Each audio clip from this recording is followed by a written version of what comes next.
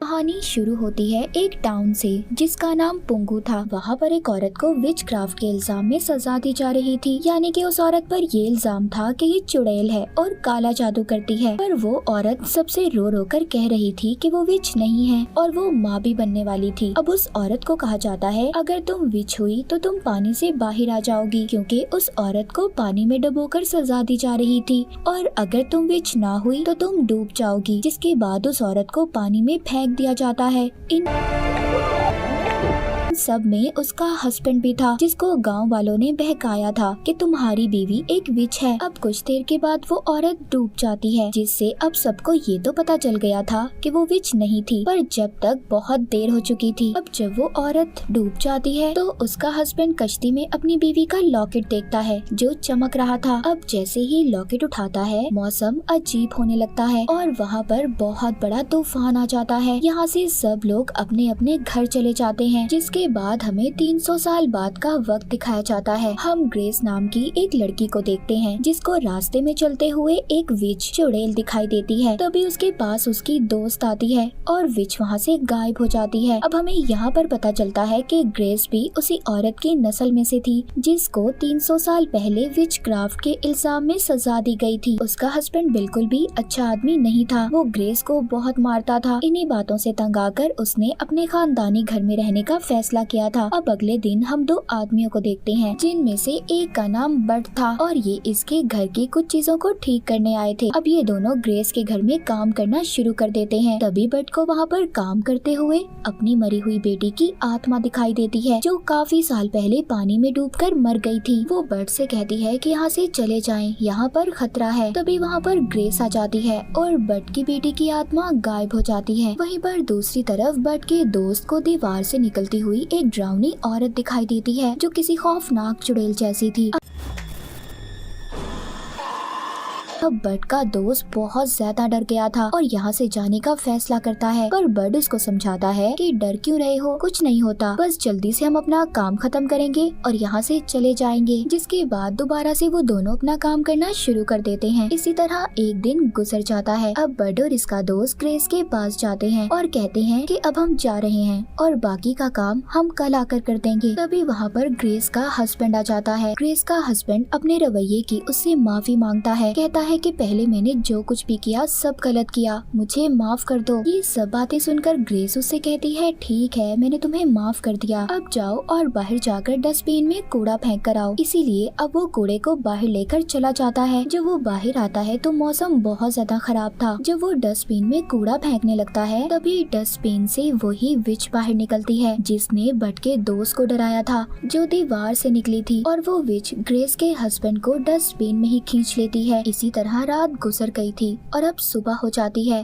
पर ग्रेस का हस्बैंड वापस नहीं आता। सुबह को जब बट और उसका दोस्त अपना बाकी का काम करने ग्रेस के घर आते हैं तो वो बहुत ज्यादा घबराई हुई थी और उनको अपने हस्बैंड के बारे में बताती है। तभी अचानक बट के दोस्त की नजर डस्टबिन पर पड़ती है, जो खून से भरी हुई थी। जब ये तीनों पास जाकर देखते हैं तो वहाँ पर ग्रेस के हस्बैंड की लाश थी, जो मर चुका था। ग्रेस ये सब देखकर बहुत ज्यादा डर जाती है। इससे पहले ये तीनों वहाँ पर कुछ और सोच पाते, उधर मौसम अचानक से खराब होने लगता है। इनकी तरफ बहुत ही भयानक तूफान बढ़ रहा था। ये तीनों डरकर घर के अंदर जाकर छुप जाते हैं। ये देखते हैं उस तूफान में एक खौफनाक आदमी ग्रेस की खिड़की से चिपक जाता है। ये उसे देखकर टेबल के नीचे छुप गए थे। तूफान के खत्म होने के बाद जब ये बाहर आते हैं तो देखते हैं उस तूफान से ग्रेस के घर को कुछ भी नहीं हुआ था और बाहर का सारा माहौल भी बिल्कुल ठीक था। पर उस तूफान के बाद किसी के भी फोन में नेटवर्क नहीं था।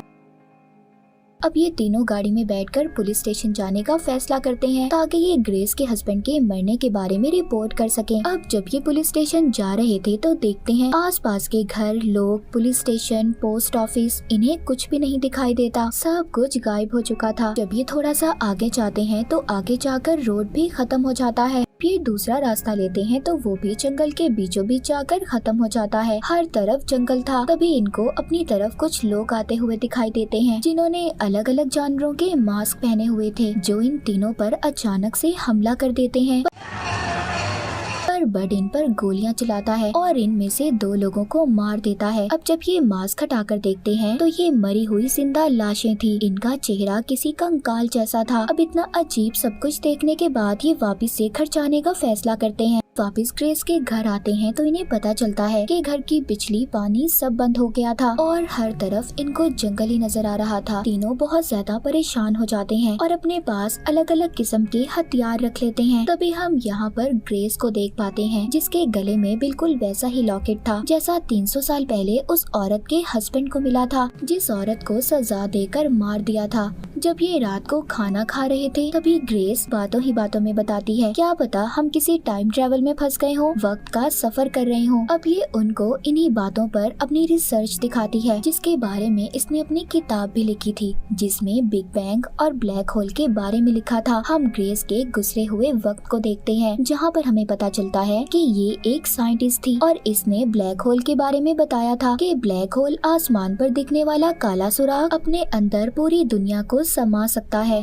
और इसी जैसे और भी छोटे होल होते हैं और अगर ये जमीन के दरमियान में आ जाएं तो हमारे गुजरे हुए वक्त और आने वाले वक्त के दरवाजों को जोड़ सकते हैं। और ये बातें वो बड और उसके दोस्त को बता रही थी पर वो भी समझ नहीं पाते। अब ये ने बाहर ले जाकर आसमान पर वैसा ही होल दिखाती है, कहती है कि हम टाइम ट्रेवल कर रहे हैं और हम अपने बहुत सालों पहले गुजरे हुए पुराने वक्त में फंस चुके हैं। ग्रेस उनको एक तस्वीर दिखाती है जिस पर दरख्त बना हुआ था और सभी खानदान वालों के नाम लिखे हुए थे, जिस पर सबसे ऊपर ग्रेस और आखिर में भी ग्रेस लिखा था। अब जब बड का दोस्त सबसे ऊपर ग्रेस का नाम पढ़ता है तो कहता है, ये तो पुंगू टाउन की विच थी ना, जिसको 300 साल पहले मार दिया गया था। ग्रेस ये सुनकर कहती है, नहीं, वो कोई विच नहीं थी बल्कि वो एक आम औरत थी और जड़ी बूटियों से लोगों का इलाज किया करती थी। उसके पड़ोसी उससे जलते थे जिस वजह से उन पर इल्जाम लगाकर उन्हें मार दिया गया। अब ये सब बातें करने के बाद ग्रेस और बड का दोस्त सो जाते हैं पर बड जागकर पहरा देने का फैसला करता है। तभी वहाँ पर कुछ नकाबपोश लोग आ जाते हैं जो ग्रेस को अगवा करना चाहते थे।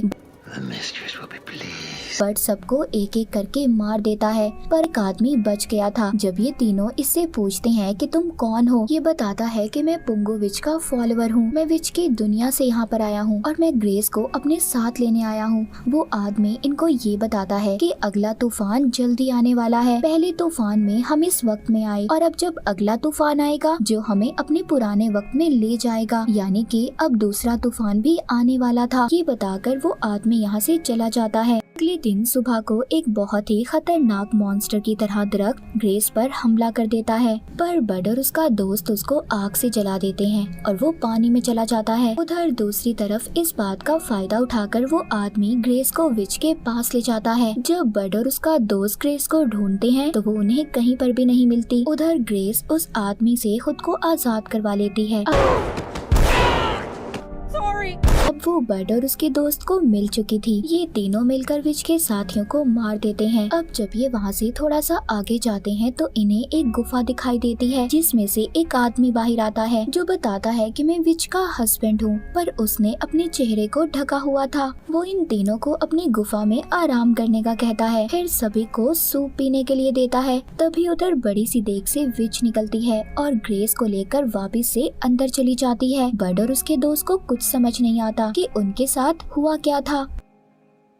बड विच के हस्बैंड से पूछता है कि तुमने ऐसा क्यों किया, हमें धोखा क्यों दिया तुमने। वो कहता है कि मैंने कुछ नहीं किया, सब विच ने किया है। वो लोगों पर आंख और कान से नजर रखती है, इसीलिए मैं हमेशा अपना चेहरा छुपा कर रखता हूँ और विच को तुम्हारी वजह से सब पता चला है कि तुम कहाँ पर हो। तुम फिक्र नहीं करो, मैं ग्रेस को वापस लाने में तुम्हारी मदद करूँगा, क्योंकि ये भी जानता था कि विच इसकी बीवी अच्छी औरत नहीं थी और बदले की आग में सबको खत्म कर देना चाहती थी। जिसके बाद वहाँ पर उन्हीं मॉन्स्टर को बुलाता है जो बड़े बड़े पेड़ जैसे थे। तभी बड का दोस्त देखकर इन्हें डर जाता है क्योंकि इन्होंने इनमें से एक को चलाकर मारा था। पर विच का हस्बैंड कहता है कि ये तुम्हें कुछ नहीं कहेंगे। अब ये इनकी मदद से विच के किले में जाते हैं जहाँ पर बड और उसका दोस्त दरवाजे पर हमला करके उसे उड़ा देते हैं। इधर विच ने ग्रेस को कैद किया हुआ था। अब हमें पास्ट में गुजरे हुए वक्त में 300 साल पहले वही औरत दिखाई जाती है जिसको विच कहकर मार दिया गया था। वो दरअसल मरी नहीं थी, तैर कर उड़कर पानी के दूसरी तरफ आ जाती है। फिर उसके यहाँ बच्चा पैदा होता है। अब जब वो मरने वाली थी तभी उधर उसने आसमान पर वैसा ही ब्लैक होल देखा जिसके बारे में हमने ग्रेस और बट को बातें करते देखा था। उसने उसकी सारी ताकतों को अपने अंदर खींच लिया था,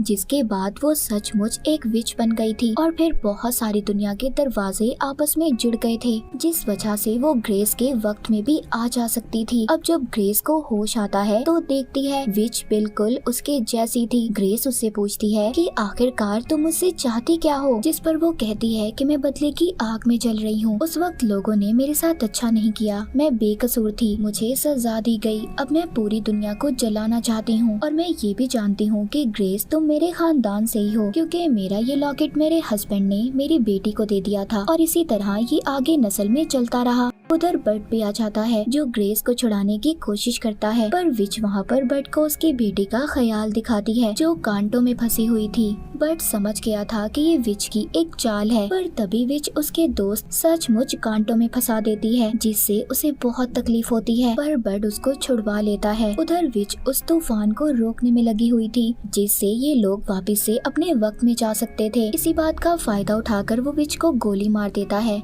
जिससे विच नीचे जाकर गिरती है और मर जाती है। तूफान आने ही वाला था। बट अपने जख्मी दोस्त और बेहोश ग्रेस को तूफान तक लेकर जाता है। उधर विच का हस्बैंड उस पर तेल डालकर आग लगा देता है। अब वो तीनों भी उस तूफान में फंसकर टाइम ट्रेवल करके अपने वक्त में आ गए थे। बट अपने दोस्त को एम्बुलेंस में हॉस्पिटल भेज देता है, जिसके बाद वो ग्रेस से कहता है मैं यकीन नहीं कर पा रहा कि मैंने टाइम ट्रेवल किया है। ग्रेस कहती है कि दुनिया में ऐसी अजीब चीजें होती रहती हैं। और तभी बट देखता है कि उसके पास पड़ा पौधा अचानक से बड़ा हो जाता है और जब वो ग्रेस को देखता है तो उसका लॉकेट चमक रहा था। मतलब अब उस विच की आत्मा ग्रेस के अंदर थी, जो कि अपने वक्त से यहाँ पर आ गई थी, यानी कि ग्रेस के वक्त में। मूवी के आखिर में ग्रेस विच की मूर्ति के पास जाती है, वहाँ पर उसके हाथ से फूल लेकर चली जाती है। अब आगे ये विच ग्रेस के अंदर रहकर क्या करेगी? क्या ये अपने बदले के लिए सब कुछ खत्म कर देगी? इसी सवाल के साथ ये मूवी यहीं पर खत्म हो जाती है।